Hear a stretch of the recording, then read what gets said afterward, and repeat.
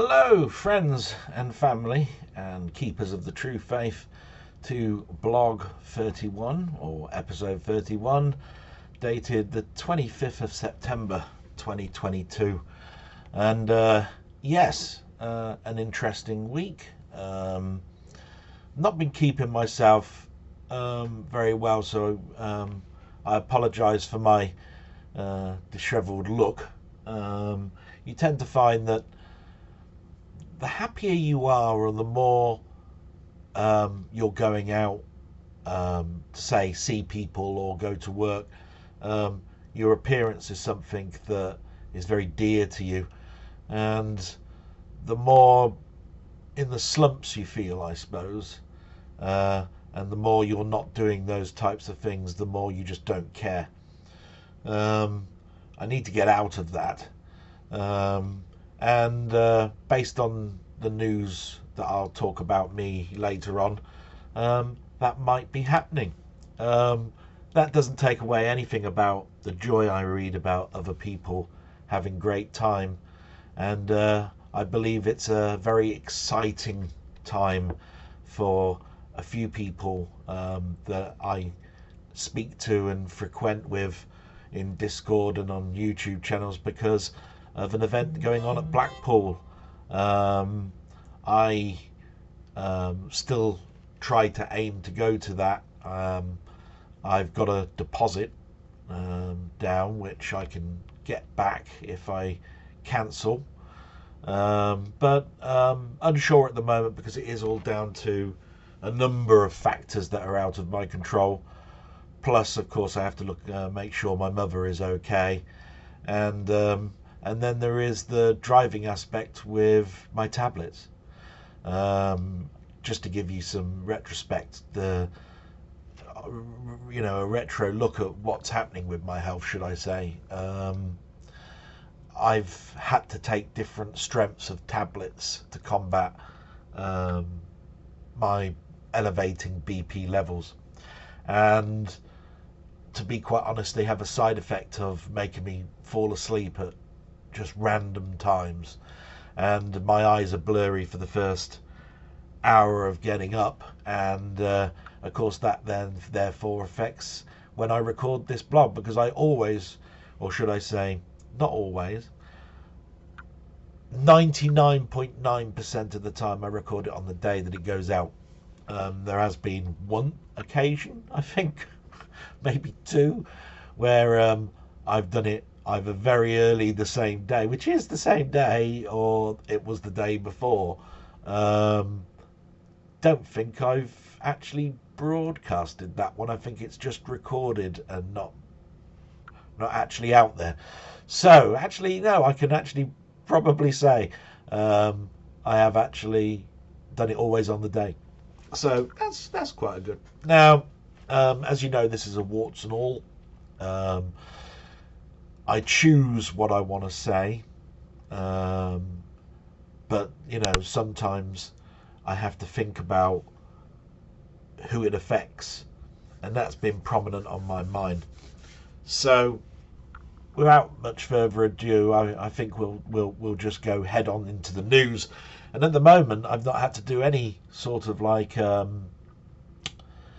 research or anything, because the news this week is, for people living in Britain, has been really just two things. So I always mention Ukraine because that war is still going on, and until that war finishes, I don't think world news will go on the upturn of light things going on. The things that they usually do at the end of a news broadcast, and something that brings us not joy, but oh, that was interesting type thing. It's doldrum stuff. We've got lots of things going on in regards to energy prices, cost of living, pay, strikes, all sorts of stuff, and a lot of it can be brought on by the war, on how it's affecting us in prices and all sorts of stuff. Money seems to motivate the majority of us. So, of course, it therefore has an effect on our demeanour. So the war is continuing. But the thing that will date stamp this is my mention last week that the funeral of the Queen, who was our monarch for 70 years, was on Monday. For Britain, it's sort of like the world stopped, it would seem. It was almost like a Christmas day where I looked out the window, I went for my walk on that day as normal, and I saw very few cars, a couple of people walking their dog, all the shops were shut, petrol stations appeared to be shut, and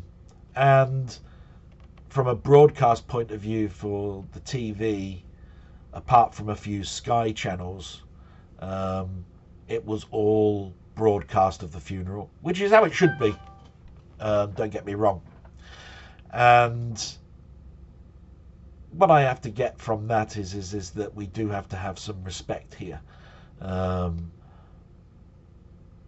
watched bits of it and for long periods of time, but I didn't watch it all. There was lots of procession. I watched bits of that. When there was the actual funeral in the church, I watched that. It's just one of those things where I don't think young kids that usually would get up at 5 in the morning to watch their piggy whistle TV show or the Night Garden or whatever it is that kids watch now haven't got that. But I believe, like I say, the balance was there, because I think a number of channels recognise that there has to be some life goes on broadcasting. It was funny because there was no advertisement, and every time a TV show that was broadcasting got to the advert stage, it showed a picture of the Queen, played a piece of nice choral music, and then went back into the show. So I found that day a time to reflect, which was good.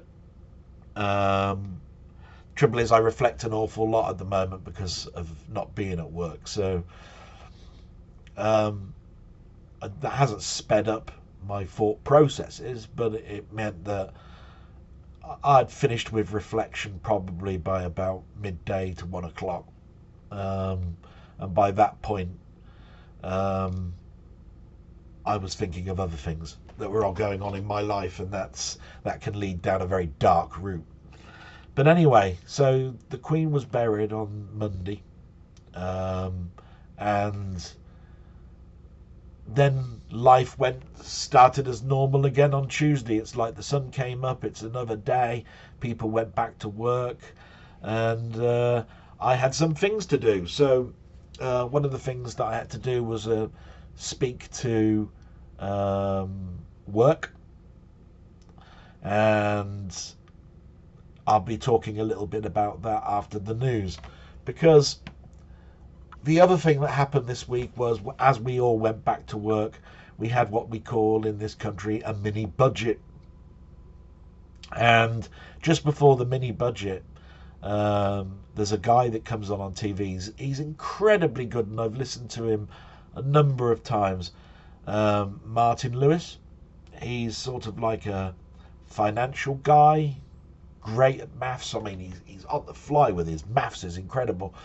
But he was talking about D-Day for the energy bill that goes up for us all, and how the cap works that the government is bringing in. And he brought in all the common sense stuff. The common sense stuff being, you need to get your meter readings in. There's no point waiting until the actual end of our old period and the start of the new cap. Take a picture of it in the next couple of days, get it off to your energy supplier, because they will estimate the energy usage that you use and move it into the new cap rate, which is higher than what you're paying at the moment. It's a common sense thing. But the thing is that if you leave it to the final day, what tends to do is it crashes all the websites, and the phone calls just get jam packed with people all trying to do the same thing. So, but it was interesting. There's a number of people that are better off. There are a number of people that you're just going to cope. It was upbeat. It was a half-hour show, and all I can say is if you do have the ability to watch a UK channel and catch-up services, definitely get to watch that. Especially if you've got people that you can help. You know, the pensioners down the road that might be by themselves, that don't understand this, that would appreciate you doing that for them, just like anybody would do that's charitable. We have to think about pensioners and disabled, and you know at these times, not everybody has the good fortune of having a good relationship with their family, or even have family left alive. I know for one that my friends have now pretty much gone. The friends I've mostly got are online, and they can't help me. So it's good that, you know, that I do know that some people will wonder how I am and watch this blog and see that I'm alive. I will say that, but that's just me, and we're not dwelling on me at the moment. So we had the mini budget, and the mini budget was talking about tax cuts. The other side then started talking about how much debt we're going to be in and how long we're going to be paying that off for. There has not been, what they call the stock market has not greeted it well. So to be quite honest, all our savings, they're just stagnant, and they have been for a long time. And the money that I've got from my house sale back in 2005, it's just doing nothing, probably losing more each year than it is gaining. But that's something that I will address. And that's the end of the news. And just to talk a little bit now about some joyous things. Just like last week, I've done no prep. I thought I looked back at 5 minutes, and I don't look back at my videos, by the way, much. I just make sure that it's okay, do a random 5-minute skip, and then the next time that I go back to it is when I'm answering comments, and then it will play, and I just stop that and go on. But what I picked up upon is that I think thinking on the fly for a question that's raised at me, rather than me look at it the day before, has worked in a way and not in others. I looked at it and went, oh dear, I couldn't answer that question about politics and all of that sort of stuff. I think that came across as natural. So I'm going to go ahead and do the questions and then do the shout outs like I did last time. So what have we got? I'm just looking at my screen here. So I've got Cauldron of Stardust. He's got question: which type of case do you prefer, a jewel case or a digipack? So he's talking about the fact that I buy an awful lot of media, whether it be games or films, and he wanted to know, do I prefer the old plastic style, or do I like a digibook? A digibook is, I've got quite a few digibooks. Is more a hardbound or a book type case that has pages in it in regards to probably about the film and the content of the film, you know, just giving a film as an example. And the DVD is in the fold of the case. It could be on a spindle on the back, or it could be cut out insert circle where you slide it in. So I don't have really a good answer to that, because I buy steel books, and steel books are more metal cases with the plastic insert of a jewel case moulded inside it. And a digipack or digibook is nice, but they can be all different sizes. And the difficulty, therefore, with all different sizes is storing them. So the reason that a jewel case is so popular is because they tend to be all the same size. So you've got that storage problem. But if it was a preference of quality, then of course I'd go with the digibook every time, because you get more bang for your buck. You get a nice book, it shows you pictures, it's got possibly little news articles about what you're about to watch and so forth. But there are, like I say, there are two types of how the disc is stored inside those digipacks. Some of them are like cut inserts, and it's difficult for me to explain what I mean by cut insert, but basically it is just two pieces of paper or card stuck together, and where there would be a gap between those two bits of paper, they cut a circle or a line, and you could slide the disc in to hold your disc in place. Well, that can scratch the disc. They're not the best way. In fact, my Star Trek that I showed you last week that I'd opened is that type of holder for 5 discs, and to be quite honest, it comes across as cheap. That card is, not going to last, and you constantly have to try and get the discs in and out, and you have to use your nails or your fingers to slide underneath the disc, and usually it's flush with the paper and all sorts of stuff. So neither is my answer, Cauldron, because I do steel books, but if there was a choice of quality, it would be the digipack. But if it's a question of ease and storage, then of course I have to go with the jewel case every time. Okay, so the next one we've got is Wee Bob. Okay, now, so he has stated he's currently drawing dragons, and he'd like to know what your favourite movie, not TV series, is that features a dragon, if I have one.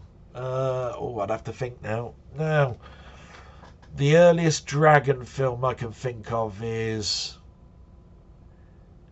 Disney's Pete's Dragon. Didn't like it. As a kiddie, it was all right. Haven't gone back and looked at that. Obviously, we've got the Hobbit with Smaug, and that's a good film. But everybody slated it a little bit because it wasn't Lord of the Rings, and of course how a lot of people lost money in the Tolkien residence in regards to how that film was funded. I think they got money for the first film only, and then they got nothing for the second and third. They spanned out the whole book, which is quite thin, into 3 films. That's a loophole for them to get more money. Grabbing bastards, I suppose, is the word that you could use. I suppose I have to go to, I think there's Aragon, but I didn't like that. And then you've got How to Train Your Dragon, that's a cartoon. Thinking now. Nope, I've got a favourite, and it's a very old cartoon, and it's called Flight of Dragons, and it's from the 70s. And I believe it was just about finished. It was one of those cartoons that had trouble getting the money to actually make it and actually get it out there. Flight of Dragons. Yeah, and I can even remember the tune. It's coming into my head now. Hope that answers your question. If you've ever wanted to watch a cartoon back, do you know what? I want to go and find that film now and watch it again. That's definitely a watch film. Definitely watch that. It's one of those ones that brings back happy memories. Yeah, I'm going to watch that. I'm going to make a point of seeing that. Hope that answers your question, Wee Bob. And thank you very much, because that was an interesting question. Okay, we then come to LFC. Okay, he's a lovely guy, watches my channel. Here's my question for the next blog. If you could ban one TV show permanently, which would it be, and what are your reasons as to why? I have to be careful here, because it's one of those things where everything that's produced has cost somebody money, has got somebody who's got an idea out there and finally got it out to produce. And just because I don't like it doesn't mean that there isn't an audience for it that do like it. But as a theoretical question, I'm gonna talk about a group of shows which I would ban, and it's just because it's a theoretical thing. And that would be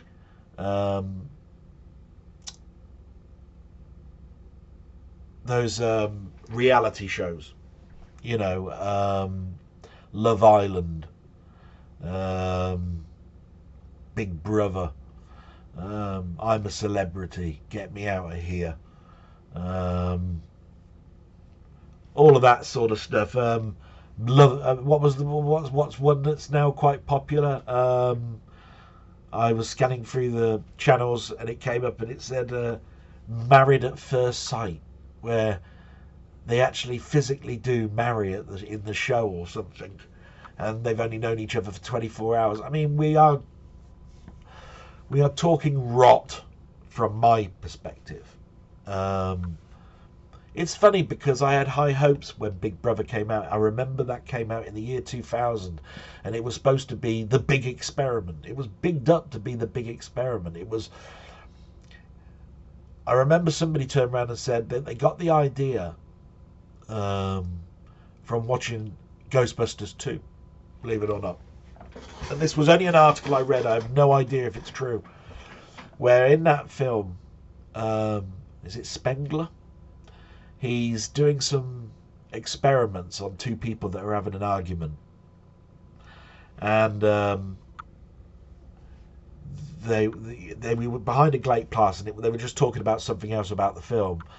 But it was interesting because he said to the assistant, turn the temperature up 5 degrees every 10 minutes to see whether that has an effect on the argument. And then towards the end of it, in the middle of the discussion, he said, now take a dog in, a little puppy. And I think at the end they said, let's see what happens when you take the puppy away. And that's the experiment.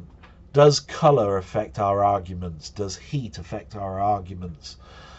Big Brother was supposed to be that experiment, and to be quite honest, it just ended up being a show where you saw a load of people that you possibly respected, because they were out of our past in our TV shows, mucking about like It's a Knockout, which is another TV show, where a task would be spread over 2 days. They'd have no sleep and see whether they could do the task, and if they got too many wrong answers or something, they lost, and they had a minimum budget, all of that sort of stuff. And it turned into a phone-in show. And to be quite honest, if I could ban a group of shows, it would be the reality shows. So I hope that's answered that. But that's just me. I know a lot of teenagers that would be throwing stuff now at the screen saying, you bastard, how could you do that to my show? It's just a theoretical question, and I have no power over ITV or BBC or any of them, so it's not going to happen. If only I could have that power. Okay, Rocket Bunny, he's great. He's been watching my show now a little while. I think he's getting into the groove of it. He's asked a question. Let's have a look. Next question: to help lift your spirits. Thank you so much. Let's hope it does. Feel good and make you smile. YouTube channel. He wanted to know, I need to name 3 name 3 feel good and make you smile YouTube channels which you watch regularly to cheer you up. preferably unrelated to your content, creating mates. Oh, right, okay. Here in your community, the more odd, different, the better. Mine are strangely all pet related. Well, okay. That's going to be difficult on the fly, but I will tell you this: I do not have one YouTube subscription to something to make me laugh. I use YouTube to see my friends' content, to get information about something where I think it's a good training aid. Training aid is YouTube. You know, I'm doing a lot of trying to learn editing for future stuff that I do, and you learn so much by watching somebody do something, by seeing the menus that you can see on your screen. But fun things, yes, I suppose there has been occasions where I wanted to cheer myself up and I've put in comedy, but I tend to then see bloopers of old TV shows, funny adverts from other countries. I've forgotten his name now, but there used to be an Australian news broadcaster who used to have who used to show adverts and TV shows from all around the world, and it was very, very popular in the late 80s, early 90s, because we'd see like people in Japan eating sheep's brains being forced through by a tube. It was a torture type show, but man, it was funny. He's dead now, that newscaster. I've forgotten his name. Oh, it'll come to me by the end, I'm sure. Remind me, folks, I've got to name the bloke at the end of the show. Not that you can, it's just something to say. So I will watch adverts from around the world, funny bloopers of stuff from TV shows I've watched. But I have no channels on YouTube that I've subscribed where there's the funny clip of the day. No, sorry, Rocket. So can't really answer that one. But the ones that you've mentioned sound interesting, and I might, at the end of this, after my walk, go back and look at some of these, because I can easily type them in, and you never know, I might become a new subscriber to some of those things that you've got there. Now, good old Colin Jones. Okay. He always has an opinion about some of the things that I say, and I agree pretty much along everything he says. He's mentioned a couple of things that, if you wanted to go back to my old video, is great. He said he hated the remake of The Day the Earth Stood Still. Yeah, he loved Battle Beyond the Stars. That's great. He's in with me. Tax the Super Rich. Brilliant. And he wishes me well for this week. And then my question, let's have a look. And oh dear, okay, it's a food question.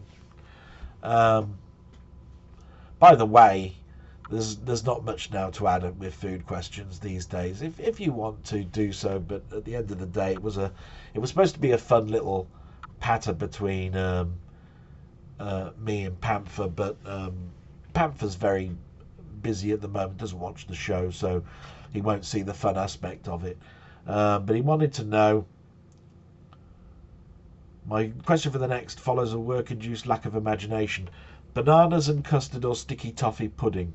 Okay, and actually, Colin, this one's been answered before. If you'd need to go back into one of my other blogs, but if I remember rightly, I turned round and I made a big argument for this to say that it would be sticky toffee pudding every time, because as much as I love bananas and custard, my dad made the best custard. He worked in for General Foods or Bird's Packing, and they make custard, and he was just absolutely brilliant at making custard. It just tasted like nectar, and I've had custard, and it's, you know, that you can get ready mixed, and it's just not the same.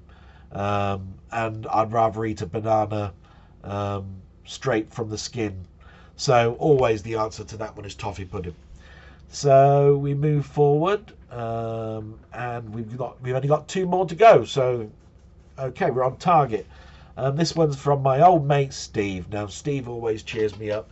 I do recommend that you read some of my comments and the comments that people put if you've got time.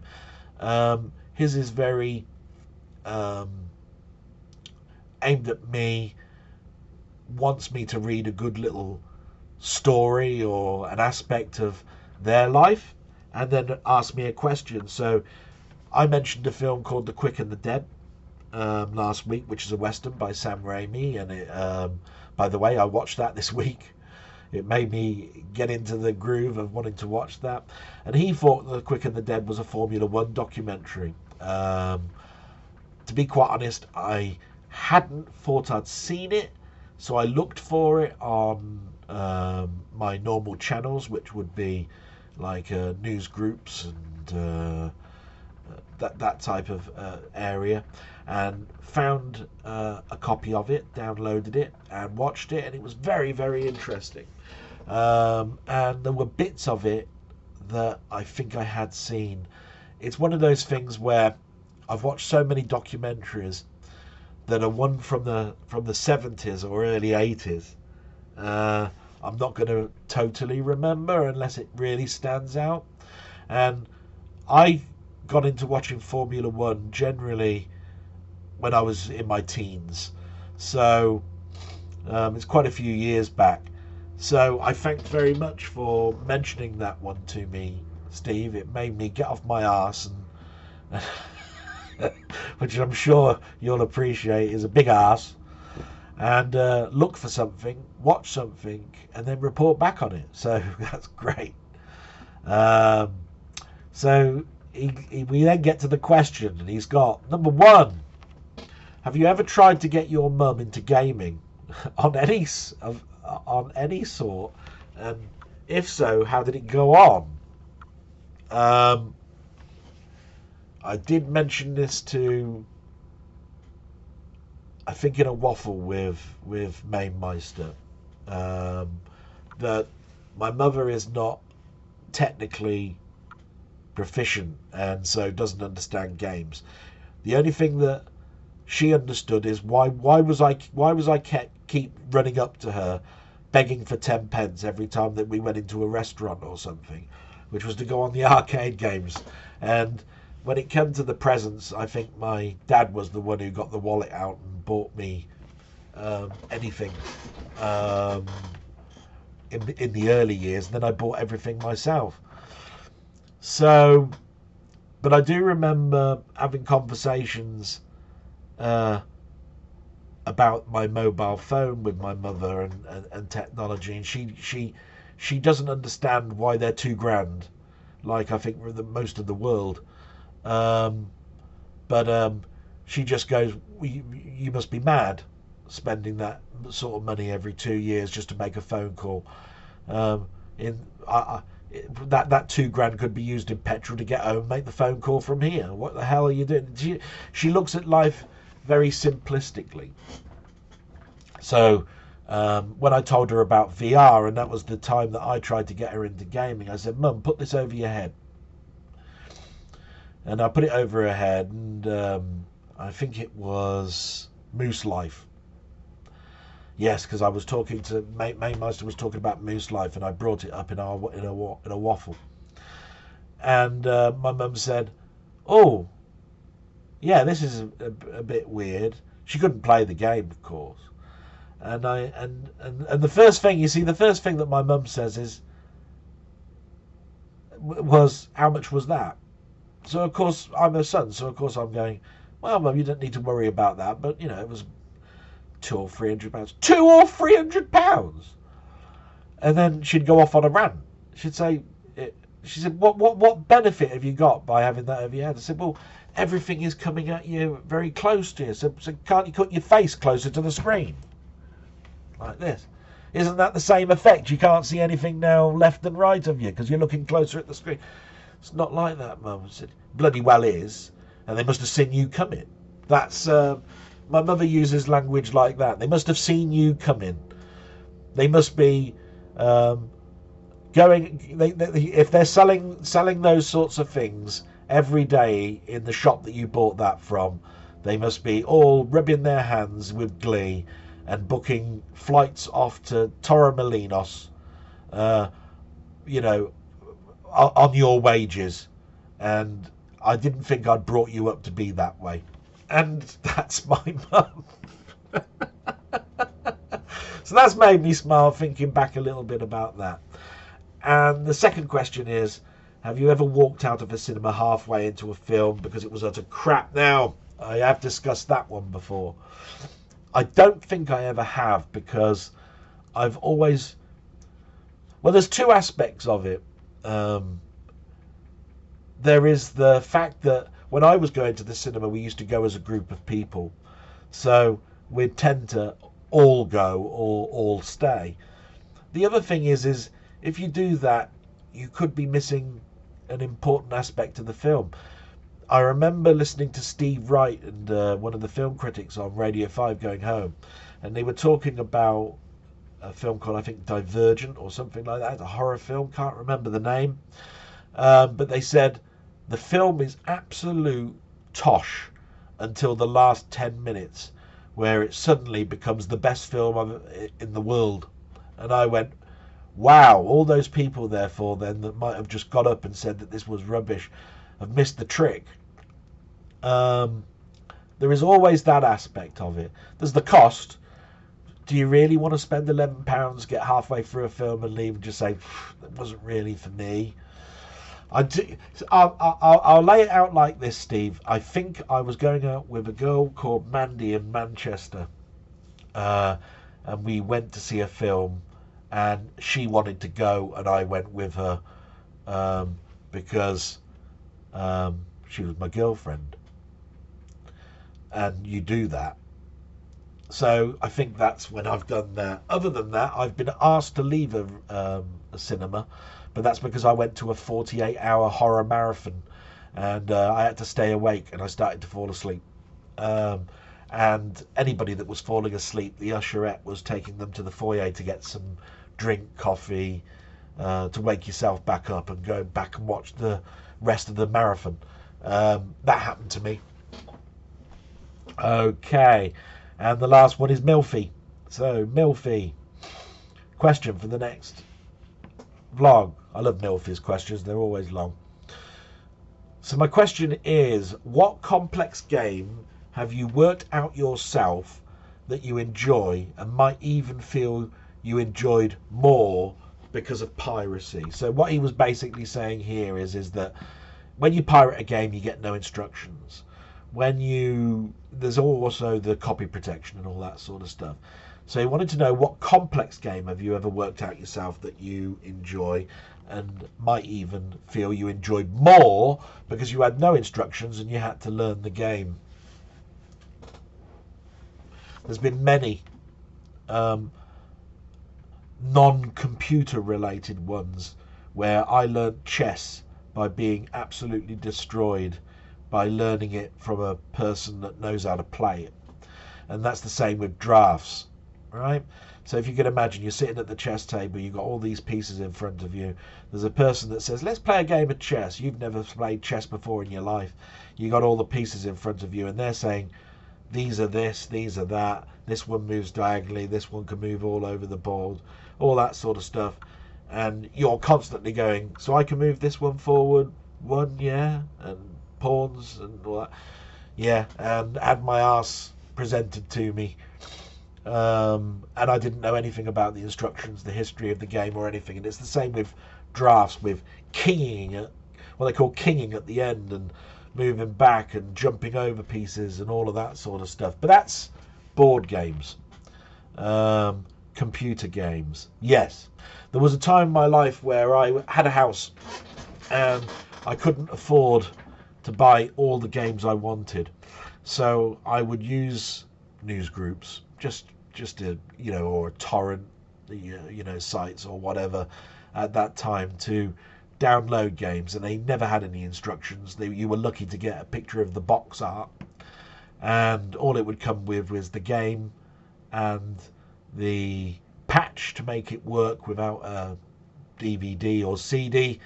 And then if the game had no tutorial, you were stuffed. you because the protection was taken away, so that wasn't the issue anymore. And you therefore only had a review in a magazine, maybe, as an inkling, or if there was a tutorial, that was it.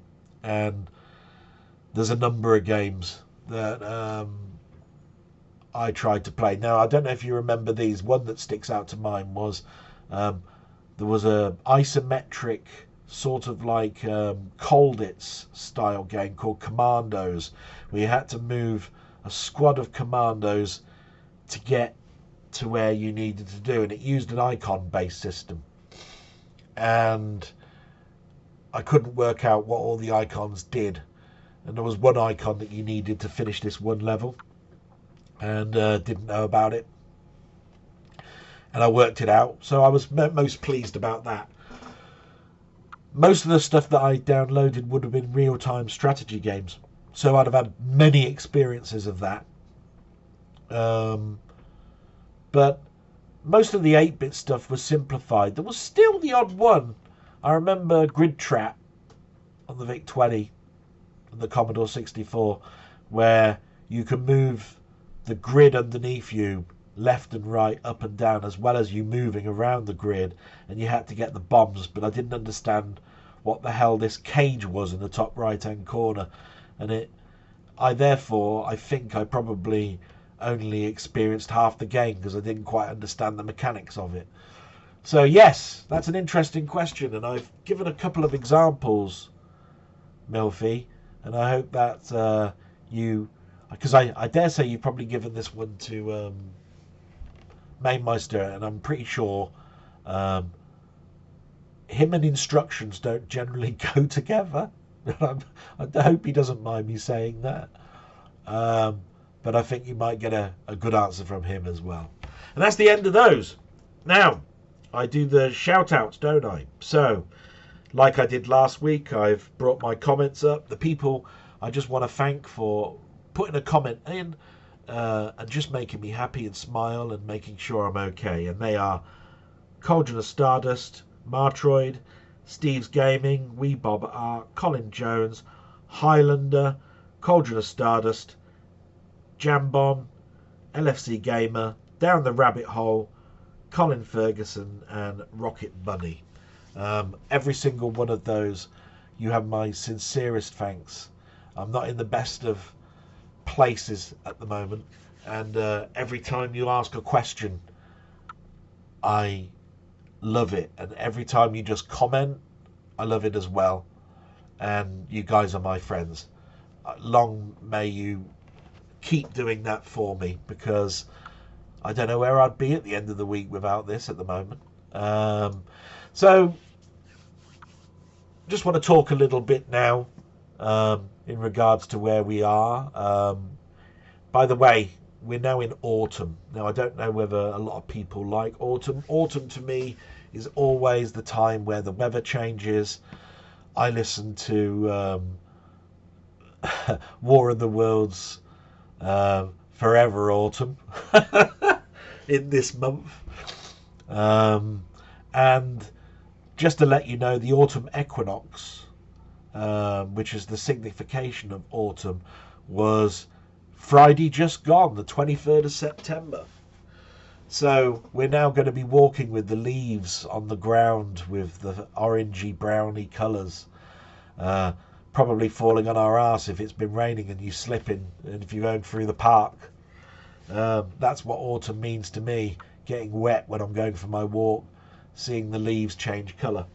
And it's one of those times where it's not always people's favourite period of time. I tend to find spring is mine, autumn is second, summer third, winter last. And the reason for that is summer can be very hot for me. Spring can be that lovely mix of just the right temperature but middled in with rain. Autumn is the lovely changing of the colours. The weather is could be still quite nice. And winter is just bleak.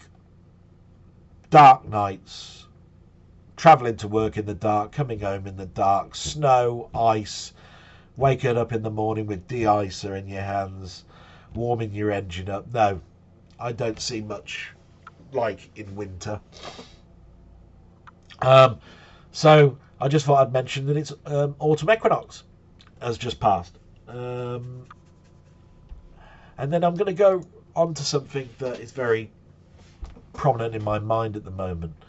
As you know, I watch all of your content, by the way. Wonderful stuff. And I continue to watch, Mainmeister's stuff as well. And he had a rant on Friday.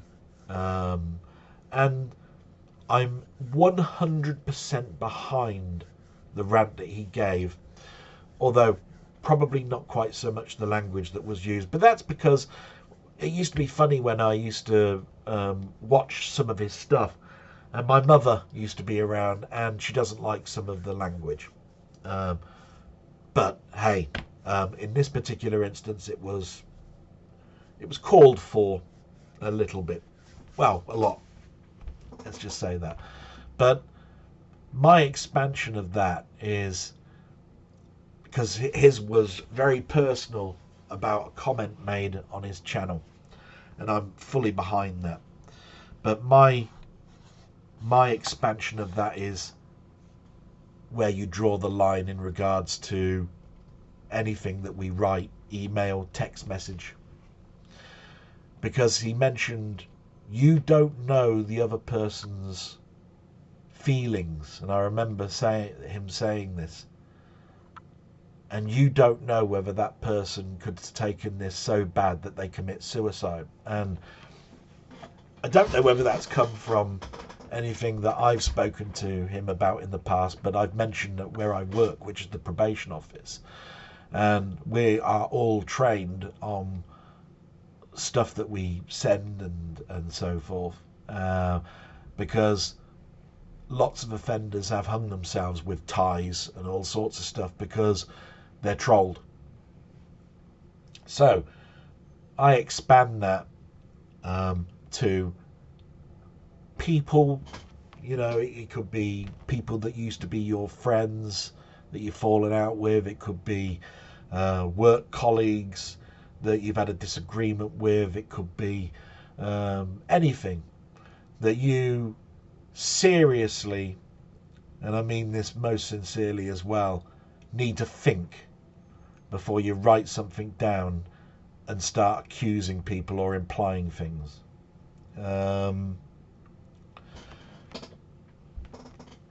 Like I say, I'm not in a bad way at the moment, and I've had a number of text messages just recently that put me over the edge, that have made me not want to be here. But then I have to think a bit and go, those are small-minded people. And what you have to understand is that I don't have the biggest community for me to go back to discuss it all with. And from that point of view, that person is more isolated and alone than they've ever been. And from that point of view, I've expanded everything that Mainmeister said about what he did, which was totally spot on. I have to turn around and say, name and shame these people, right? But it goes also into text messages, emails, and everything else, that you don't know the emotion that the other person is in when you're sending it. And maybe the best thing to do is not to do things by text, which can be misrepresented. Have the conversation instead. And that's not always something that you can do. So that's all understandable. And that's sort of my rant out the way in regards to that. And I don't know anybody that would turn around and say that what I've said there is bad. Because if you do have a different opinion of it, maybe it's because you've never experienced it. I have. I've been bullied. So I've been bullied verbally. I've been bullied by text. I've been bullied mentally, I've been bullied physically. And from that point of view, it's very hard, therefore, to get confidence. And I'm slowly and surely getting that confidence. And it's all because of you guys. Everybody, that I speak to regularly, and whether it be online or whatever, has helped me, and my sincerest thanks, please, to everybody that's listened to me. Just gonna randomly do some stuff now. We used to do big box stuff, but of course I haven't got too much big box stuff anymore. A couple of games that I used to play. Battle Realms. Don't know if you can see the back very well, but it was more a sort of like RTS RPG type game. I remember playing that one to death. And Crave International is probably a name that is known to many people that used to play these games around the 2000s. Like this one, Myth 3, The Wolf Age. Again, a role-playing game that many people don't really talk about. The studio there says Mumbo Jumbo and God Games. I don't think they did much, and Myth 3 is therefore the third one in the series. So it's one of those ones that I remember. I played this one to death but can't remember too much about it. It's one of those ones where I'm looking at it and going, do I feel inspired to put this back on and patch it up and play it again? I might just do that. And this one really is for Colin a little bit, because I was going through my boxes, and sorry they're not big boxes, but it was Soul Reaver 2. And most people played the Soul Reaver games on PlayStations. And as I've mentioned, after the PlayStation 1, I skipped the PlayStation 2. Didn't have it. I had an Xbox. It's the only console I've never owned from that period. I can't say that. Of the major consoles that came out, the PlayStation 2 is the one that I skipped. There we are. That's better. And Soul Reaver 2 turned into a sort of like a Tomb Raider-ish third-person platform. But I believe the first Soul Reaver was actually more a role-playing, tile-based game. But I'd have to look into that, Colin. I'm pretty sure I'm right with that. And then, just for nostalgia, I don't know if anybody of you used to buy your magazines and you used to get your tapes and stuff. I did that with PCs, and I used to get PC Zone.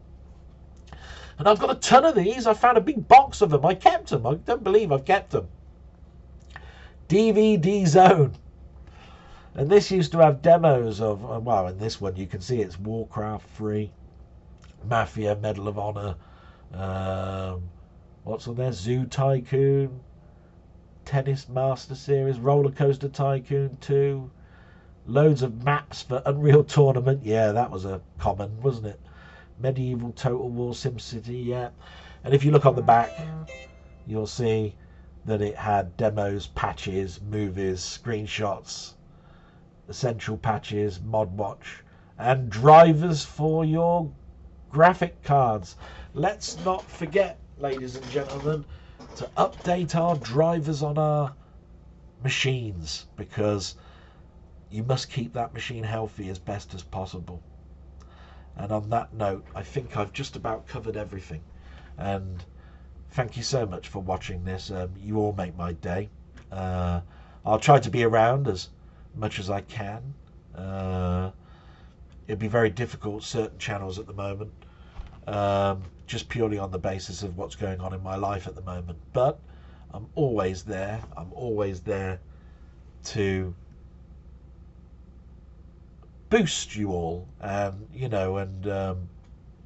sort of like be there for you, increase your numbers, watch the fantastic content you all do. Oh, now speaking of questions, I've got one for you. I've just thought of it just now. I've been thinking of it all of 10 seconds. It's just come up to me now. We had a Dungeons and Dragons question the other day saying, did I ever play it? And I said I always wanted to do it. And I'll never forget that there was a lad at school, and he said this was one that came up if you ever do play Dungeons and Dragons with us, this is the sort of question we will ask you. And he said, what is the next letter in the sequence? And he read it out. It was O, T, T, F, F, S, S. What is the next letter in the sequence? And that's all he gave me. Nothing else. It's one of the oldest Dungeons and Dragons questions out there. Answers, please, in your comments before next week. It's very, very simple if you think about it, because I'm thick and not intelligent. And I look forward to you putting it down. If you all are going to play, don't read each other's comments and put it and then go, oh, I figured that one out. Be truthful and say, I actually worked it out. And with that note, bye-bye till next week.